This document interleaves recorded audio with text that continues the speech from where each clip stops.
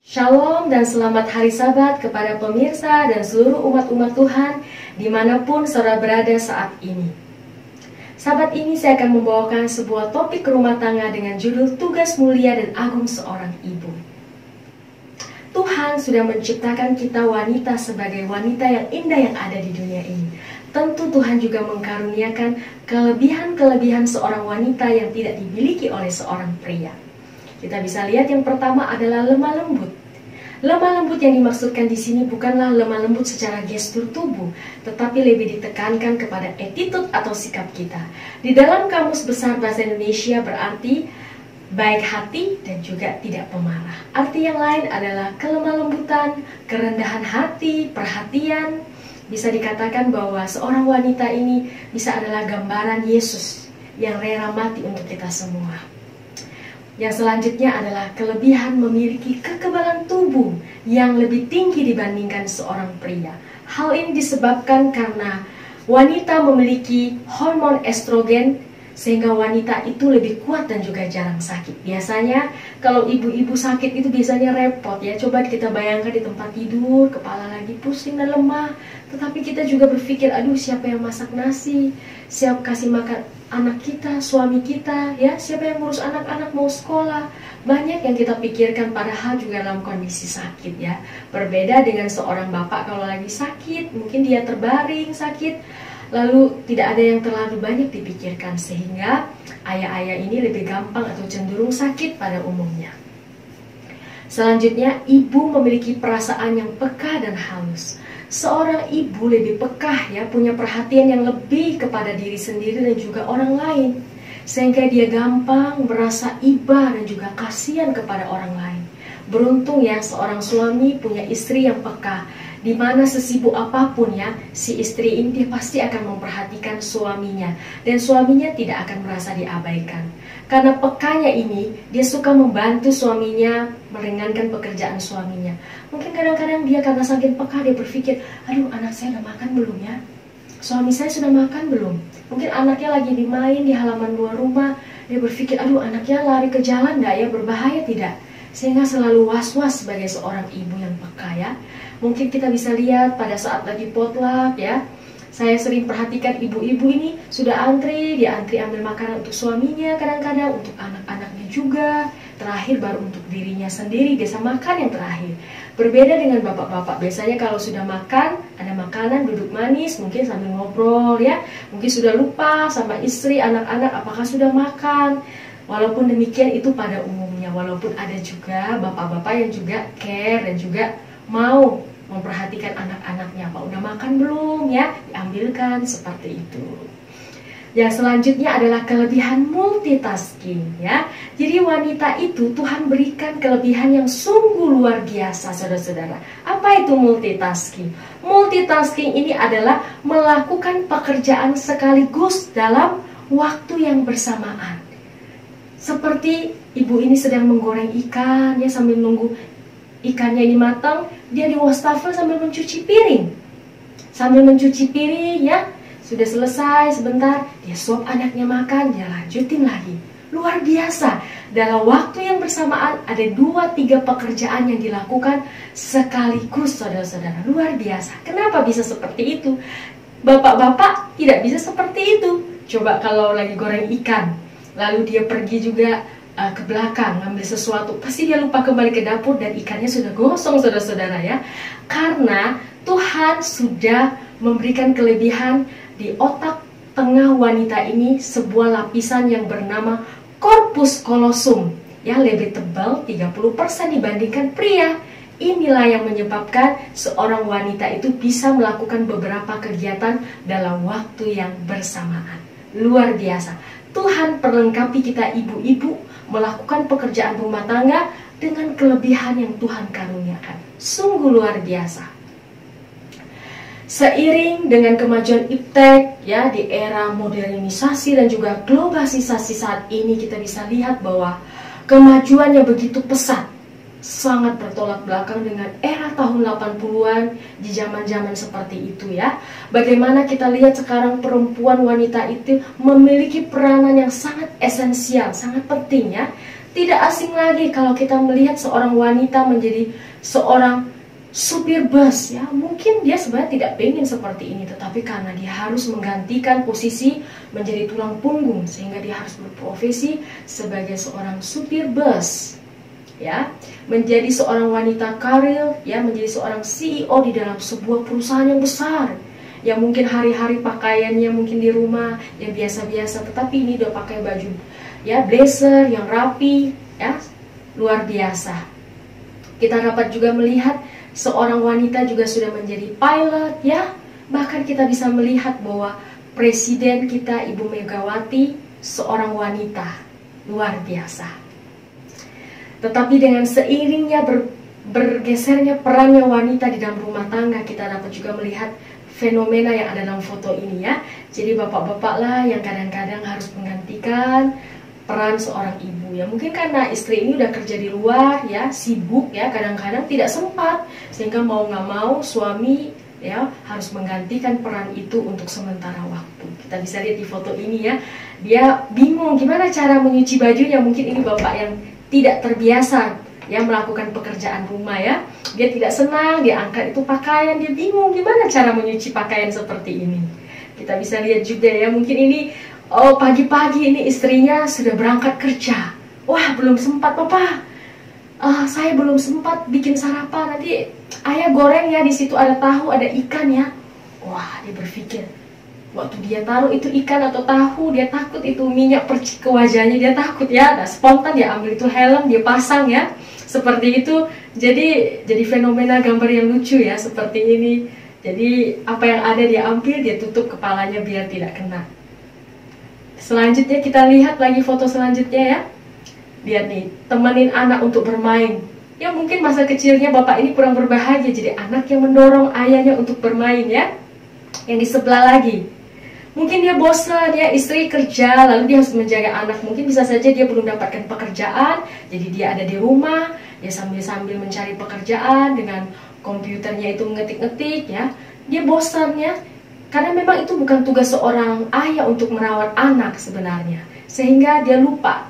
Sambil dia lihat itu komputernya atau laptopnya, ya, dia pakai bokong anaknya itu geser-geser mouse. Wah, ya, sudah fenomena yang kita bisa bilang memprihatinkan. Begitulah keadaan hidup saat ini di era modernisasi ini. Oleh sebab itu, kita kembali diingatkan peran tugas mulia penting kita seorang ibu. Dikatakan dalam buku Seks, Zina dan Cerai halaman 43-45, suatu pekerjaan di dalam rumah tanggamu sendiri, yaitu supaya engkau setia memelihara kedudukanmu sebagai seorang istri dan sebagai seorang ibu. Tidak ada orang lain yang dapat melaksanakan bagimu. Itu adalah tugasmu sendiri. Mungkin kalaupun kita punya asisten rumah tangga, ya, kalau kita dibantu, tetap tanggung jawab itu ada pada diri kita sebagai seorang istri. Kalau ada pekerjaan asisten rumah tangga kita yang tidak benar, suami akan tanyanya kepada kita. Karena sesungguhnya memang tidak ada orang lain yang dapat menggantikan pekerjaan kita yang penting itu. Di dalam firman Tuhan, Titus 2 ayat 1-5 dikatakan, suara Tuhan tidak memanggilmu untuk memisahkan kepentinganmu dari kepentingan suami dan anak-anakmu. Tugasmu yang pertama adalah dalam rumah tangga. Roh Allah tidak memberimu pekerjaan atau telah menyanggupkan engkau melakukan suatu pekerjaan yang bertentangan dengan ucapannya sendiri. Ya, ini firman Tuhan luar biasa. Tetapi saudaraku yang kasih dalam Tuhan, kita sebagai seorang ibu atau istri, ya, jarang sekali kita menghargai pekerjaan kita sendiri. Seringkali kita menilai begitu rendah pekerjaan rumah tangga itu, sehingga kita merasa, pekerjaan ini pekerjaan yang bosan. Setiap hari bangun pagi, siang, sore, malam itu yang dikerjakan. Tiap minggu, bahkan 365 hari itu saja yang dikerjakan. Sungguh teramat membosankan. Sehingga seorang istri, dia tidak dapat berkata apa pada akhir setiap pekerjaannya. Setelah dia selesai pekerjaan, suaminya pulang, kadang-kadang dia merasa, apa yang mau saya ceritakan sama suaminya? Kayaknya pekerjaan saya setiap hari seperti ini. Hal-hal kecil yang saya lakukan, ya, dia malah rendah, merasa pekerjaan yang dilakukannya itu bukan sebuah kebanggaan pekerjaan yang luar biasa. Ya, mungkin kadang-kadang dia di rumah duduk termenung ya, sambil membereskan rumah. Dia berpikir, iya ya, saya sudah disekolahkan tinggi-tinggi, sudah tamat sarjana. Masa saya jadi pembantu rumah tangga? Ya, nyuci piring, masak, nyetrika pakaian. Itu pekerjaan yang tidak level ya. Pernah saya suatu kali mendengar seorang ibu berkata seperti, saya tidak level lagi melakukan pekerjaan seperti ini. Nyuci piring, nyuci pakaian ya. Semua bila perlu dipanggil orang untuk melakukannya. Karena dia merasa saya sudah disekolahkan tinggi-tinggi untuk apa? Saya disekolahkan supaya saya punya karir jenjang yang lebih baik, bukan melakukan pekerjaan rumah tangga. Nah, seringkali juga Bapak seringkali pulang ke rumah dengan suasana perasaan puas. Dia berasa kerja di luar, dia bangga. Lalu dia pun ceritakan kepada istrinya pekerjaan dia sepanjang satu hari ini. Ya, dan kadang-kadang Bapak juga mengkritik, mencela, mendikte kepada istrinya seolah-olah ia seperti Tuhan alam semesta. Mama, kenapa tidak melakukan ini seperti ini? Ya, sering juga kita lihat inilah yang membuat ya hati ibu, hati istri kadang-kadang merasa penat, merasa capek ya. Namun ia tidak dapat melihat apa yang telah dikerjakan dengan sungguh-sungguh. Lalu ia pun merasa pekerjaan ini adalah pekerjaan yang biasa-biasa, pekerjaan yang kecil. Lalu dia pun merasa kecil hati. Banyak sekali kadang-kadang kita lihat ya, pulang suami dari rumah. Mungkin istri sudah capek ya, melakukan pelayanan seharian ya, dari pagi, subuh-subuh ya, jam 4 subuh, jam 5 subuh, sudah memasak, siang, malam. Mungkin sambil nunggu suami pulang kerja, dia kelonin anak. Suami pulang-pulang tiba-tiba katakan, Mama enak sekali, Papa udah banting tulang kerja di luar, tetapi Mama enak-enak tidur anak di kamar. Aduh, kata-kata seperti itu, istri itu merasa sangat sedih ya. Dia kecewa, dia merasa maunya, dia sudah capek juga kerja, bertemu suami ya. Dia dihargai, dia bilang, Mama udah capek ya, ngurus anak-anak ya, mengurus semua seisi rumah tangga ya, Mama capek, sama ayah juga capek ya. Lalu pengennya sama-sama berbagi cerita seperti itu. Itulah yang membuat ya, seorang istri kadang-kadang lebih baguslah berniat untuk mencari pekerjaan di luar, menjadi seorang wanita karir. Wanita dikatakan di dalam buku Membina Rumah Tangga Bahagia jilid 1 halaman 219, wanita harus menduduki tempat yang dimaksudkan Allah baginya sejak semula, sederajat dengan suaminya. Dunia memerlukan ibu yang benar-benar ibu, bukan hanya namanya saja, melainkan dalam arti yang sebenarnya dari perkataan kata seorang ibu. Tidak salah kalau kita berkata bahwa tugas-tugas seorang wanita itu lebih suci, lebih kudus daripada tugas-tugas seorang pria. Tugas ibu yang mulia dan agung adalah mengurus perkembangan pikiran dan juga karakter tabiat anak sejak masih kecil. Seorang ibu bekerja bukan hanya untuk kepentingan saat ini, tetapi seorang ibu bekerja untuk masa yang kekal. Ini adalah tugas ibu yang paling suci, mengembangkan karakter dan juga tabiat anak-anak sejak masih kecil. Suatu kewajiban yang tekun terletak atas para ibu supaya mengajar anak-anaknya sedemikian rupa sehingga apabila mereka keluar daripada dunia ini, mereka akan berbuat kebaikan, bukan kejahatan kepada orang-orang dengan siapa mereka bergaul. Dikatakan tugas ibu yang paling mulia ini adalah mengukir suatu peta yang sama seperti ilahi. Luar biasa saudara-saudara, kita istri seorang ibu dipercayakan oleh Tuhan untuk mengukir sebuah peta yang sama seperti ilahi. Ya, dikatakan adalah Allah di dalam surga, maka terang dan kemuliaan dari tatanya menyinari seorang ibu yang setia, sementara ia berusaha mendidik anak-anaknya melawan pengaruh-pengaruh jahat ya. Tidak ada pekerjaan yang sebanding pekerjaannya dengan pekerjaan seorang ibu. Ia, seorang ibu, tidak melukis keindahan di atas kanvas. Seperti halnya seorang pelukis ataupun seorang pengukir. Ia tidak mengukir di atas batu pualam. Ia juga tidak mewujudkan kata-kata suatu pikiran yang mulia dalam kata-kata yang berkuasa seperti seorang pengarang yang hebat. Ya, bukan juga seorang ibu itu seperti ahli-ahli musik. Ia mengucapkan suatu rasa yang indah dalam satu lagu yang merdu. Dengan pertolongan Allah, kesempatan ibulah untuk memperkembangkan dalam jiwa seorang manusia yang sama persis dengan rupa atau peta ilahi. Sungguh mulia, saudaraku yang kasih dalam Tuhan, pekerjaan peran seorang ibu Tuhan percayakan kepada kita. Jadi peranan seorang ibu itu memiliki peranan yang hebat untuk mempertajam karakter anak-anak dan membangun suasana hati anak-anak di dalam rumah tangga kita.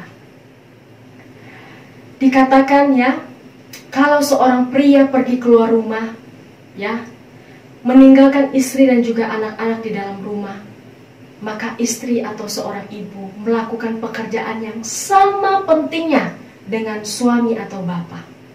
Meskipun seorang bekerja di ladang misi yang lain adalah seorang misionaris di rumah, yang keluh kesahnya sering kali jauh melampaui keluh kesah kecemasan serta tanggungan suami atau bapak. Jadi, hai mari kita para ibu-ibu, bangunlah kepada kenyataan bahwa pengaruh kita dan keteladanan kita seorang ibu akan menggerakkan tabiat dan nasib anak-anak kita.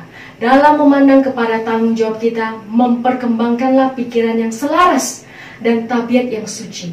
Pantulkanlah hanya yang benar, yang baik dan juga indah. Karena di dalam setiap mimik wajah kita, kata-kata kita, perbuatan kita, itu diperhatikan oleh anak-anak kita.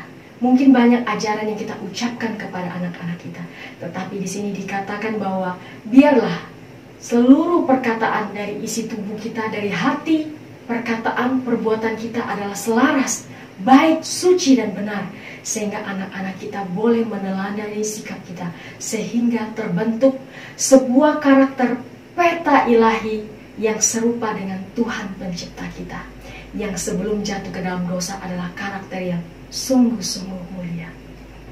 Saya ingin menyaksikan, ini adalah foto daripada keluarga kami, yaitu keluarga Chong. Saya dibesarkan di sebuah kota yang bernama Kota Singkawang. Tahun 2004 saya masuk ke sebuah sekolah SMA di perguruan Advent Singkawang. Dan dari mana disitulah saya mengenal akan kebenaran Kristus. Baru kali itulah saya membaca Alkitab dan juga mengenal kebenaran.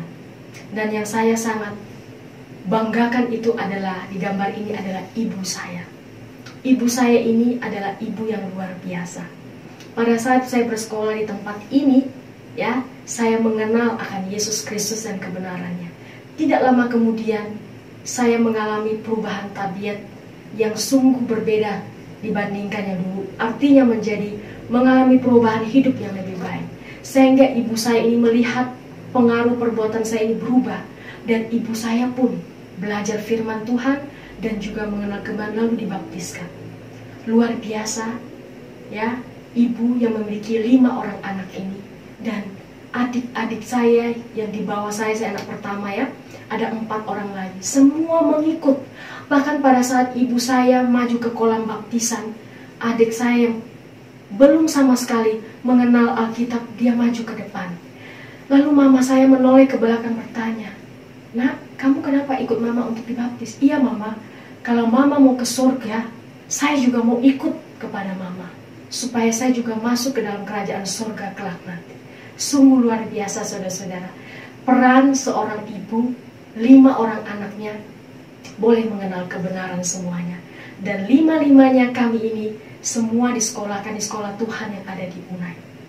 Sehingga puji Tuhan, saya menikah dengan seorang pendeta. Adik saya perempuan juga menikah dengan seorang pendeta. Dan adik saya paling bungsu sekarang mengambil kependetaan di Unai tingkat 4. Ya, saya lihat bagaimana peran seorang ibu yang selalu berdoa, meneteskan air mata, ya, bertelut pada saat kami tidak punya dana untuk kuliah di Unai. Tetapi mukjizat yang luar biasa yang Tuhan berikan. Begitulah seorang ibu itu luar biasa. Semenjak saya sudah berumah tangga, saya juga rasakan ternyata seperti ini menjadi seorang ibu. Oleh sebab itu, saya juga merasakan hal yang sama. Begitu pentingnya sebagai peran seorang istri dan ibu, tanggung jawab yang penting yang Tuhan percayakan kepada kita.